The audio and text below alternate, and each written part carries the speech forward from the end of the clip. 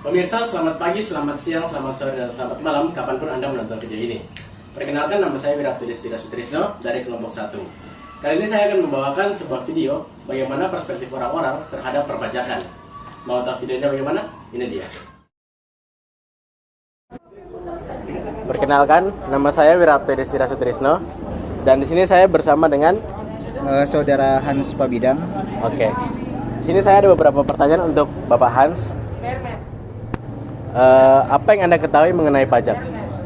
Ya, untuk saya sendiri sih pajak itu kayak apa ya, pembebanan yang dibebankan kepada masyarakat Indonesia yang dibayarkan setiap satu periode sekali, seperti itu. Oke. Masih ada beberapa. Selanjutnya, apakah Bapak sendiri membayar pajak? Untuk yang saya ingat sih saya tidak membayar pajak sih. Cuman kalau untuk membeli seperti Indomaret atau minimarket itu mungkin ada potongan pajak yang dibebankan kepada saya tanpa saya ketahui, seperti itu. Oke, baik. Selanjutnya, apakah ada manfaat pajak yang dirasakan oleh Bapak sendiri? Kalau mungkin secara tidak langsung mungkin dari infrastruktur ya, kayak mungkin dari jalan raya yang telah dibangun dari biaya pajak yang pernah dibayarkan ke pemerintah. Mungkin itu sih yang saya rasakan dari infrastruktur yang ada. Oke, selanjutnya, apa pendapat Anda mengenai kewajiban pajak dan pengawasan penggunaan pajak? Menurut saya kewajiban pembayaran pajak itu bagus, cuman kita kan di Indonesia khususnya kita kan punya penghasilan yang berbeda-beda begitu. Mungkin saran saya sebaiknya untuk kewajiban pajak itu dibebankan sesuai dengan penghasilan masing-masing begitu, dan mungkin sebaiknya masyarakat yang mungkin tidak memiliki pekerjaan sebaiknya tidak usahlah membayar pajak, nanti dibebankan kepada masyarakat yang mungkin punya lebih begitu, penghasilan lebih. Dan untuk pengawasannya sebaiknya sih harus betul-betul diperhitungkan begitu, betul-betul memang harus diawasi, karena salah satu biaya APBN itu kan berasal dari pajak. Jadi untuk pembangunan infrastruktur yang ada di negara kita sendiri kan sebaiknya memang harus dijaga ketat biar tidak ada oknum-oknum yang menyalahgunakan begitu. Nah, seperti itu. Selanjutnya, pertanyaan terakhir, apa tanggapan Anda mengenai PPN yang akan naik menjadi 12% per 1 Januari 2025? Menurut saya sih itu bagus, tapi ada sisi lain yang menurut saya yang memang itu kurang bagus. Dalam artian begini, naik menjadi 12% itu menurut saya bagus untuk orang-orang atau masyarakat yang sudah memiliki penghasilan lebih begitu. Tapi kalau untuk masyarakat yang mungkin berpenghasilan seperti yang saya jelaskan tadi, kayaknya kurang bagus lah, apalagi kan mereka punya kebutuhan lain untuk memenuhi hidupnya begitu, belum lagi keluarganya dan sebagainya. Jadi menurut saya mungkin bisa diklasterisasikan begitu untuk masyarakat yang punya perekonomian di atas, menengah, dan bawah, seperti itu. Oke, baik. Terima kasih dengan Hans ya. Iya. Terima kasih telah mengikuti wawancara kali ini. Saya pamit undur diri ya. Selamat sore Ibu. Sore. Ibu, izinkan saya untuk mengetahui identitas dan profesi Ibu. Ya, perkenalkan, nama saya Ibu Desi Rianingsih Haryati Parasri, panggilannya Ibu Desi.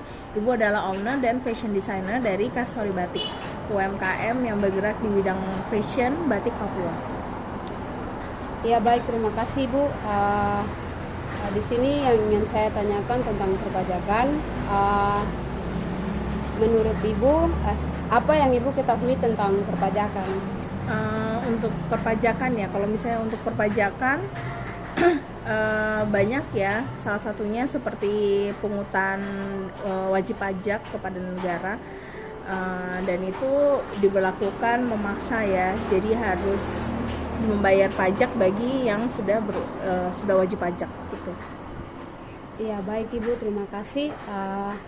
Yang kedua ingin saya tanyakan lagi, apakah Ibu membayar pajak? Iya, membayar pajak. Ya. Iya, baik Ibu. Yang ketiga yang ingin saya tanyakan lagi, apa tantangan yang Ibu hadapi saat membayar pajak? Tantangannya, Iya, kalau Ibu. misalnya untuk tantangan sebenarnya mungkin lebih ke awal-awal kali ya. Jadi awal-awal untuk membayar pajak waktu itu ini kan berupa CV kan, jadi pengisian SPT-nya, terus membayar PPN di awal-awal tuh agak bingung. Tapi kalau sudah selesai, maksudnya sudah tahu caranya, selebihnya untuk tiap tahunnya dan per bulannya untuk PPN-nya aman sih. Jadi bisa tahu gitu caranya. Susahnya di awal. Oke Ibu, terima kasih. Pertanyaan berikutnya Ibu, apa pendapat Ibu mengenai kewajiban pajak? Kewajiban pajak, kalau kewajiban pajak ya kalau menurut Ibu memang pajak itu memang sebenarnya ada ya untuk pemasukan pemerintah untuk membiayai seluruh operasionalnya, kemudian banyak hal yang perlu dibiayai. Nah, itu harus wajib pajak yang sudah memang memiliki penghasilan kena pajak itu memang harus bayar pajak gitu. Kemudian Ya baik Ibu, yang berikutnya pengawasan penggunaan pajak. kalau pengawasan penggunaan pajak sih kalau misalnya secara langsung ya pengawasan penggunaan pajak mungkin dari pemerintah kali ya. Jadi pajak itu kan sebenarnya dipungut dari wajib pajak, UMKM, semua PT itu dikumpulkan dalam ke negara, terus kemudian negara yang mengolah gitu. Nah, untuk pengawasannya itu kan biasanya dibagi berdasarkan misalnya per masing-masing tupoksi ya. Misalnya dinas pendidikan berapa, kemudian kebudayaan berapa, kemudian dinas tenaga kerja berapa dan seterusnya gitu ya. Jadi berdasarkan yang mau dialokasikannya yang mana gitu. Untuk penggunaannya sendiri kalau menurut Ibu pajak itu belum transparan ya, maksudnya Ibu ngerasa masih belum bisa melihat transparansi dari pemerintah untuk penggunaan pajaknya gitu. Ibu, baik, terima kasih Bu.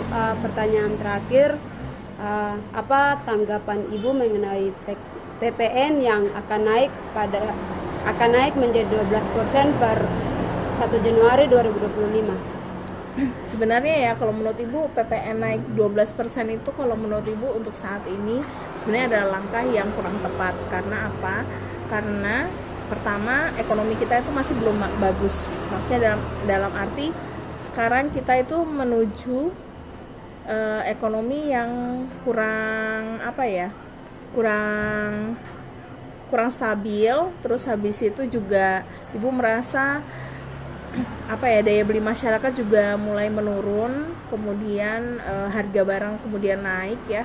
Jadi saat UMKM seperti Ibu punya usaha kena pajak PPN-nya naik gitu, itu akan lebih memperberat kita karena pada dasarnya daya beli menurun, kemudian harga semakin naik. Jadi dengan adanya PPN 12% harganya dinaikin lagi, padahal kita di Papua untuk ongkos produksi dengan pengirimannya sendiri aja udah mahal gitu. Jadi kenaikan itu 12% itu bukan hanya kenaikan 1%, tapi kalau misalnya dihitung itu bisa lebih dari itu gitu. Jadi harusnya belum dinaikkan untuk PPN-nya masih harus 11% untuk biar merangsang konsumen untuk masyarakat untuk melakukan konsumsi gitu agar roda perekonomiannya berputar gitu kalau menurut Ibu. Jadi apakah Ibu setuju dengan 12% ini? Jawabannya tidak, karena itu memberatkan untuk UMKM. Iya baik Ibu, terima kasih untuk tanggapannya mengenai perpajakan. Terima kasih Bu, selamat sore. Ya, sore. Bapak ini bayar pajak atau tidak? Yang kedua,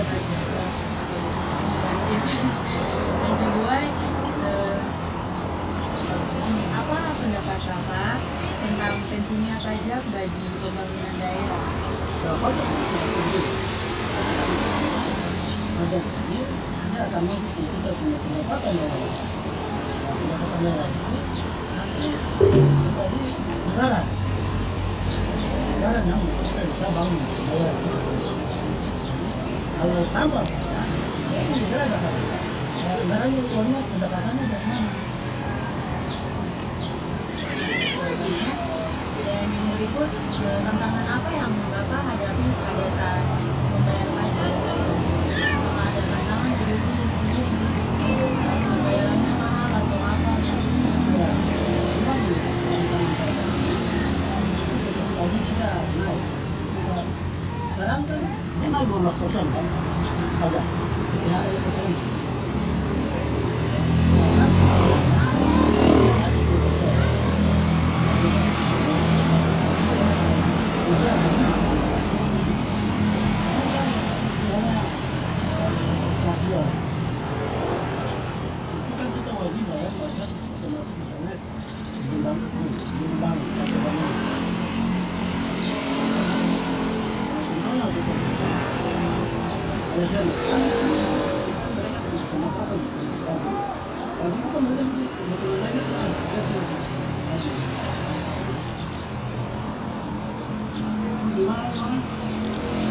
Terus, itu manfaat apa yang Bapak rasakan dari Bapak dan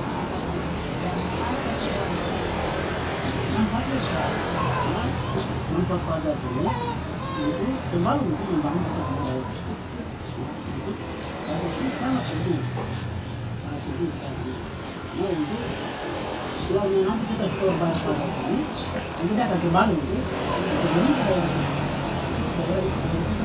pajak bangun jalan, bangun jembatan,